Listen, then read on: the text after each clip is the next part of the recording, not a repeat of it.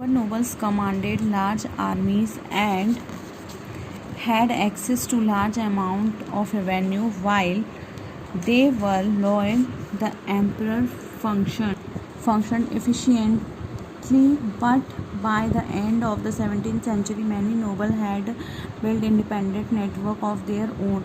Their loyalties the emperor were weakened by their own self-interests.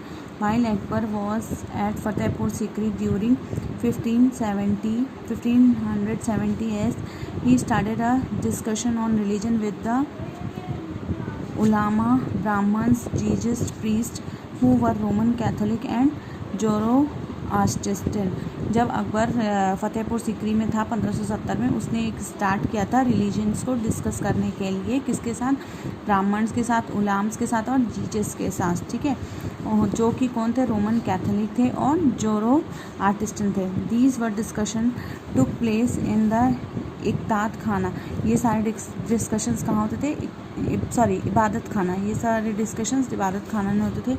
He was interested in the religion and social custom of different people. उसको बहुत ज़्यादा, अकबर को बहुत ज़्यादा interest था किस पे? रिलीजन्स पे, अलग अलग धर्मों में, और सोशल कस्टम, अलग अलग लोगों के द्वारा सोशल कस्टम्स में.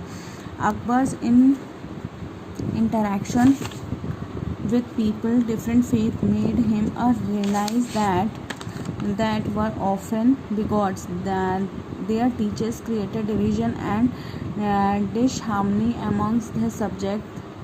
This eventually lead Akbar to the idea of sul-i-kul और यूनिवर्सल पीस. मतलब अकबर का ये मानना था कि अगर हमारे चारों तरफ शांति रहेगी तो हम, मतलब उसका ये मानना था कि हमें हमारे चारों तरफ जो भी धर्म के लोग हैं सब आपस में मिलजुल कर रहें और शांति बना कर रखें.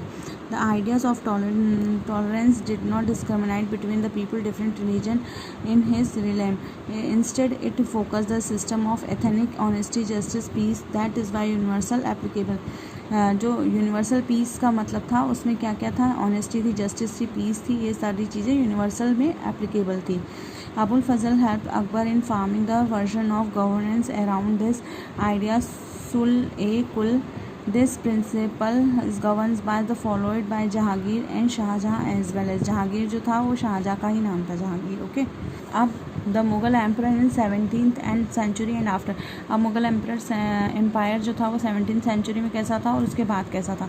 The administrative military efficiency the Mughal empire lead to great economic and commercial prosperity. International travelers describe it as the fable land of the wealth, but these some visitors was also applied the state of party that existed side by side with the greatest opulence. अब क्या हुआ? धीरे धीरे जो था administrative military efficiency जो थी वो मुगल्स की बहुत ज़्यादा अच्छी होने लगी, धीरे धीरे हो गई थी, ठीक है.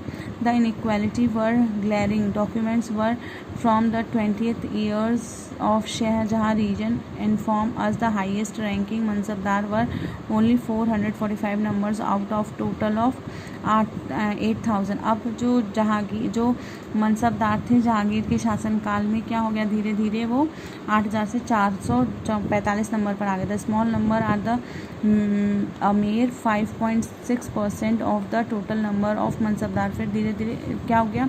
मतलब 5.6% तक मनसबदार हो गए थे. Receive 61.5% total of the total estimated revenue of the emperor as the salary for themselves and their troopers. The Mughal Empire and their mansabdars spent a great deal for their income on salary or good.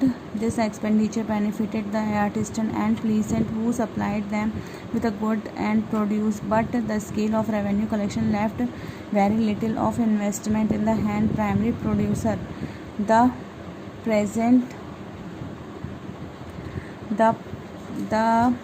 peasant and artisan, the poorest among them, to live from hand to mouth, and they could hardly consider investing the additional resources, tools and supplies to increase productivity and wealth. Presently, and the artisan group of merchants, bankers profited and economically world. The enormous wealth as resources the commanded by the Mughal elite made them the extremely powerful group for people. The late 17th century, as the authority of Mughal emperors slowly declined, his servants emerged and the powerful centers to power in the region. The constitute new dynasty in the held command provinces like Hyderabad and Awadh, although they continued to recognize the Mughal emperor Delhi as the master by the 18th century, and provinces of the empire had consolidated their independent political identity as well. as read more about chapter 10.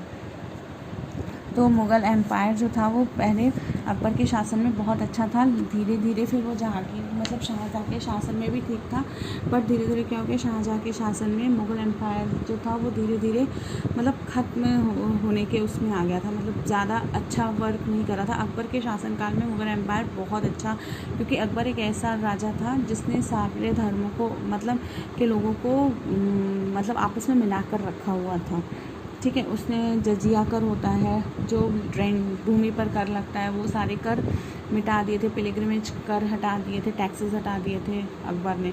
तो अकबर एक तरह से बहुत अच्छा शासक माना जाता है।